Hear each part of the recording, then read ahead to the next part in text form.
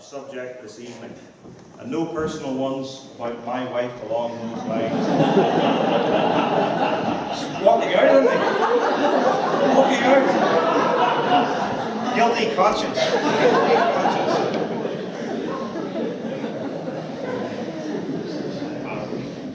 Philip. You mentioned the ladies. The ladies? Asking these questions. You mentioned his wife. What about his mother? His father had been taken away on the ship to the United States. Presumably he was left behind with his mother. My question is, do you know anything about his mother, and did he have siblings as well? He did have an older brother. I'm recalling now the scant biographical details we do have.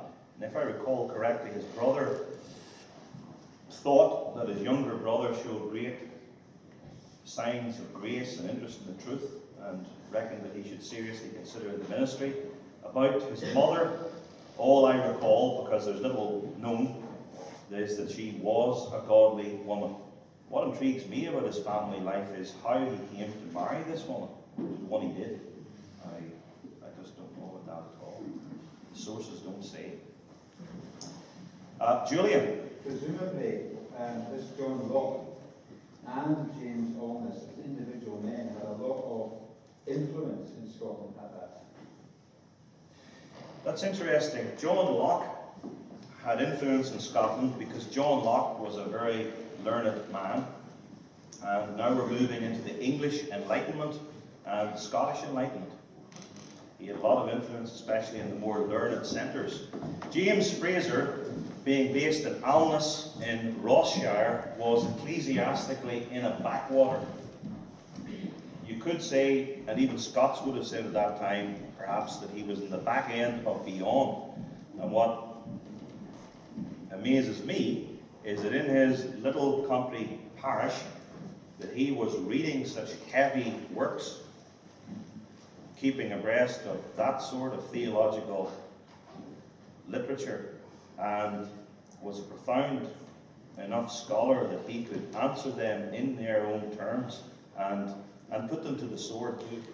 He really did. Lots of people have read his work.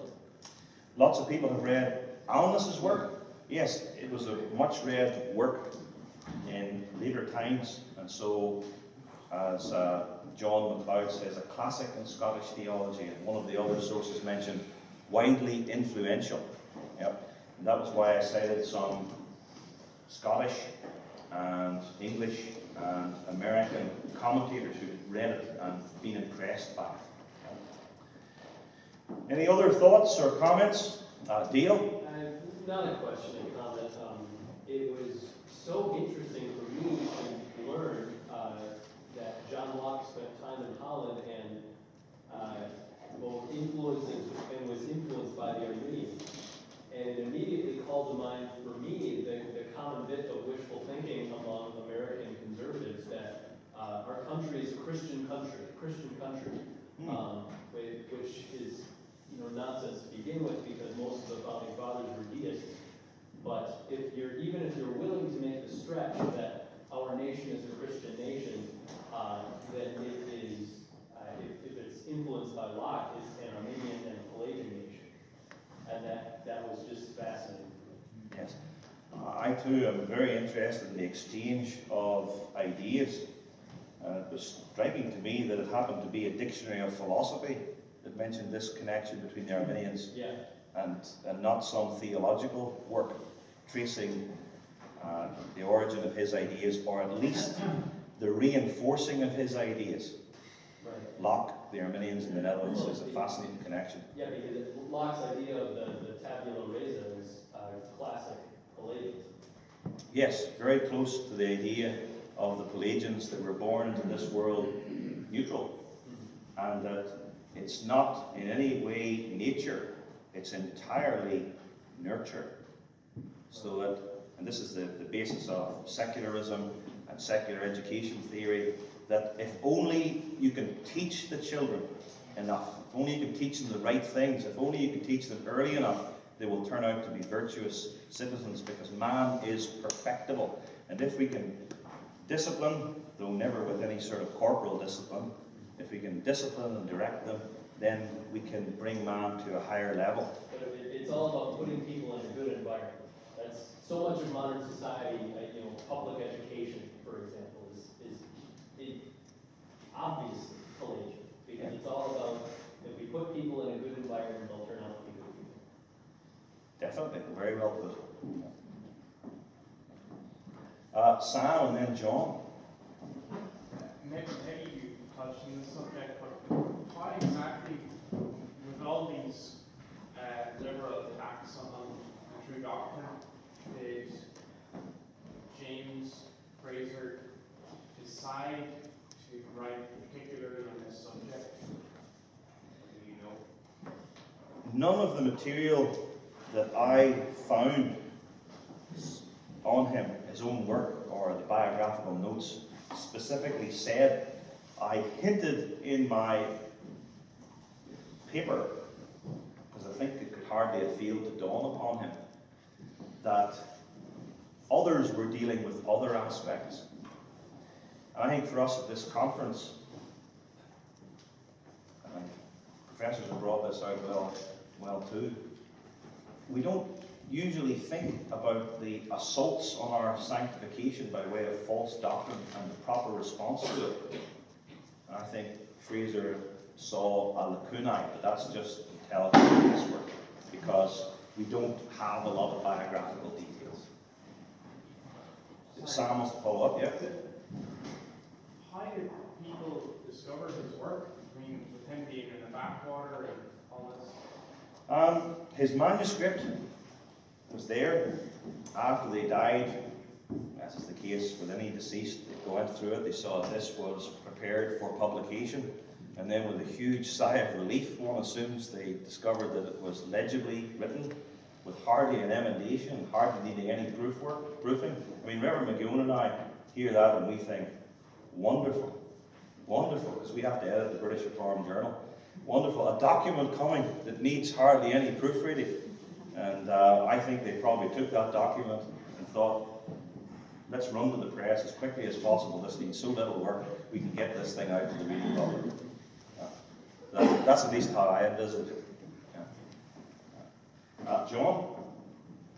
Did James Fraser ever make it to America? Did his son? No, his son didn't. His father was born in Scotland, ended up in London. He went to England because of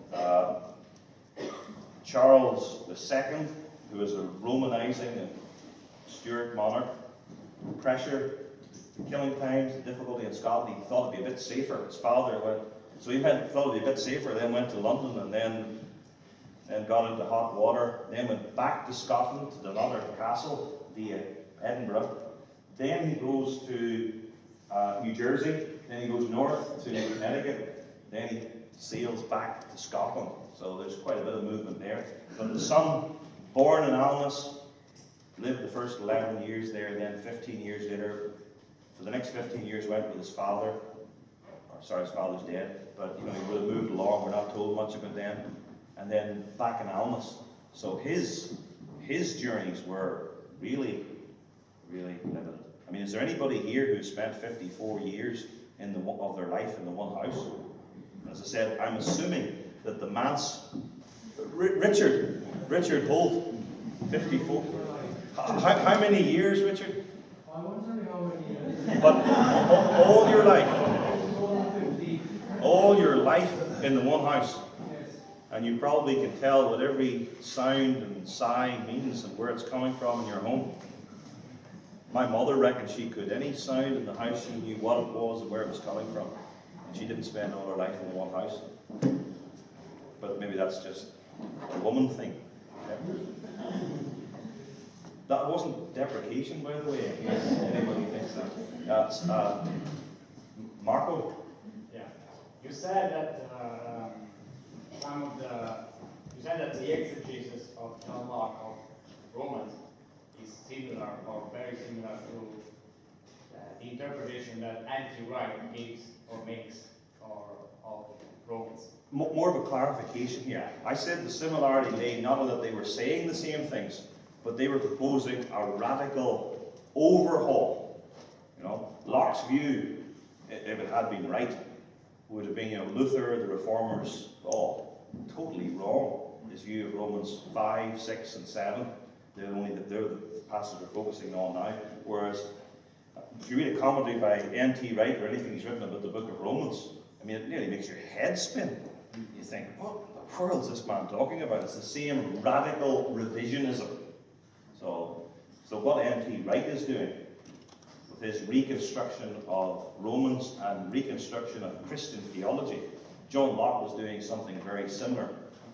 And he wasn't the only one either. I mean, there were others who've tried to reinvent the Christian faith. For instance, if you want to reinvent the Christian faith with a new presentation, given that the book of Romans is the foundational theology of Christianity, you have to interact with the book of Romans.